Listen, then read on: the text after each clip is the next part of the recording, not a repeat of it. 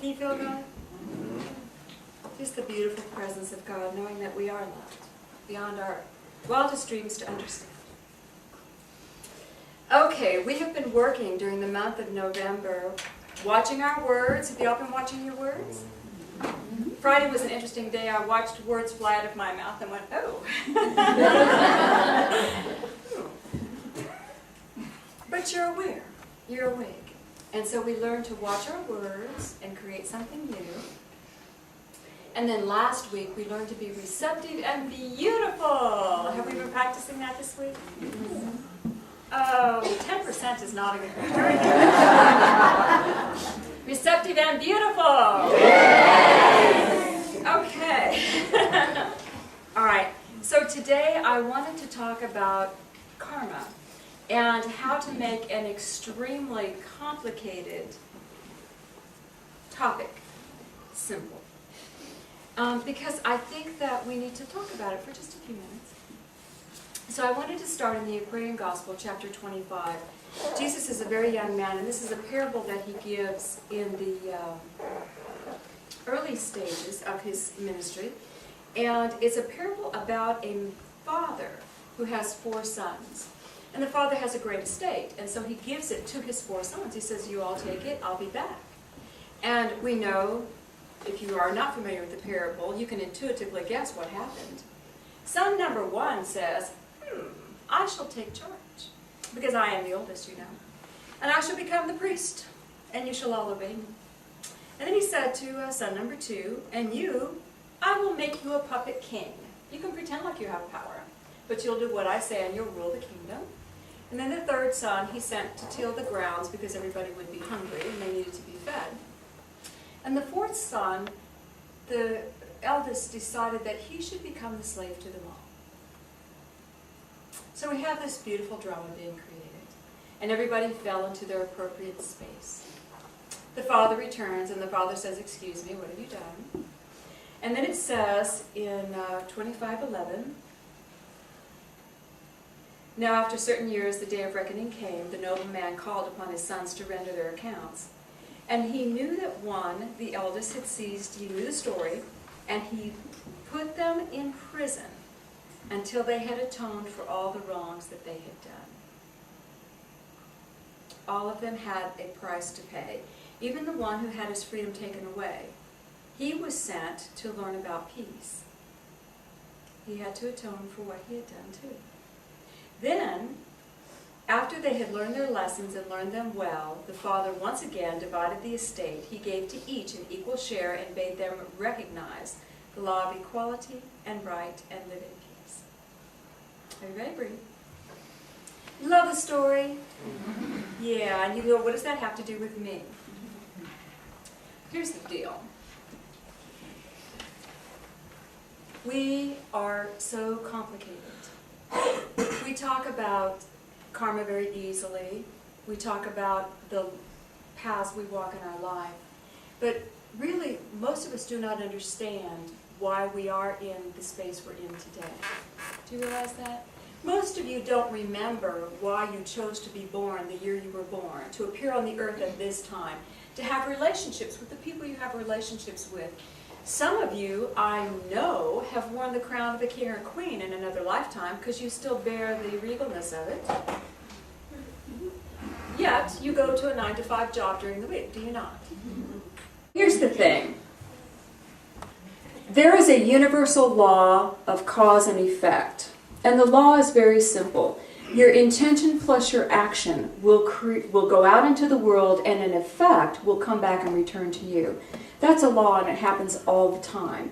You think, you act, boom, it goes out, and it will return to you. Cause and effect. That's why Jesus said you're going to reap everything you sow. There's no secrets in the universe. There is nothing hidden from view. But it's not the act, it's your intention plus your act that will go out and return to you. What has happened in our society is that we as human beings, when we have an intention and an act, and the effect comes back to us, we move into a space of judgment. When we judge anything about what we have received, we now lock that a belief into our system. and it becomes a new cause. For example, I try to cook. I get a recipe. I get everything. I measure precisely and exactly as I'm told by the recipe. I combine, do whatever the assignment is. I pull out the meal, and it's awful.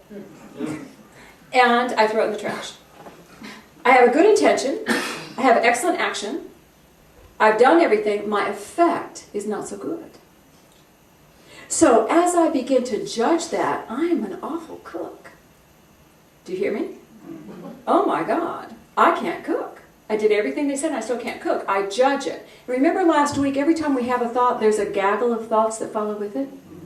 So I've judged my cooking as bad. So now I never go into the kitchen.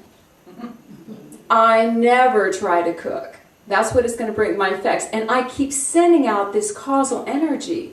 And eventually I'm going to start drawing to myself bad cooking from other people.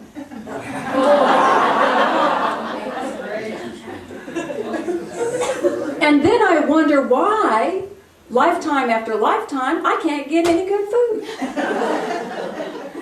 But it's because I've held a judgment about myself that will not let me grow. That's what karma is. Cause and effect comes back all the time. I tried, I went in the kitchen, I tried. I had an effect not so good. Many of my meals end up in the trash. And that's the truth for me. But I still try. I still try. I don't judge myself because they're not good. That's cause and effect. I tried, the effect, not so good. I move on. But I don't judge myself. I tried painting something. I said, I'm going to paint. I'm going to be just this creative, decorative female creature. And I painted this shelf that was going to be beautiful. In my mind, it was absolutely fabulous. So I slapped paint on it, and it's just not so beautiful. I sat with it for a couple of weeks, and I thought, well, I'm going to spray paint it now. So I get my spray paint out, and I spray paint on it, not realizing it's metal spray paint I'm putting on wood. And it's just not so beautiful. And Patrick came home, and I said, I've discovered something about myself. I'm not a painter. I do many things extremely well. Painting is not one of them.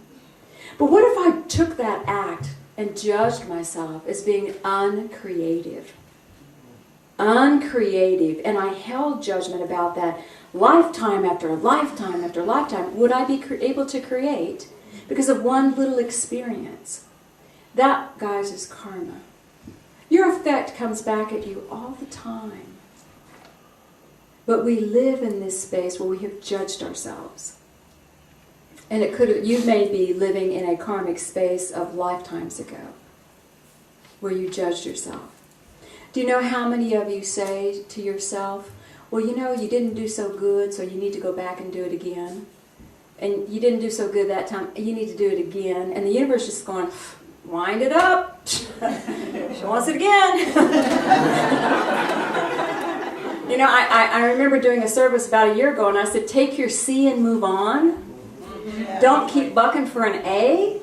If you pass the exam, go on. Get another test, but we have to do it again until we ourselves have decided that we are perfect. And when we do that, what are we doing? But judging ourselves. We're in the same judgment, and that locks us in. Spirit woke me up last night, 3 o'clock in the morning, and they said, all of our experiences that we call karma are simply about trying to change a thought that is not good for us. All these experiences are to help us grow and change. And we're repeating these patterns until we can wake up and change. But we're so complicated now, it's just so difficult for us to go and find out which lifetime was it and what am I working on.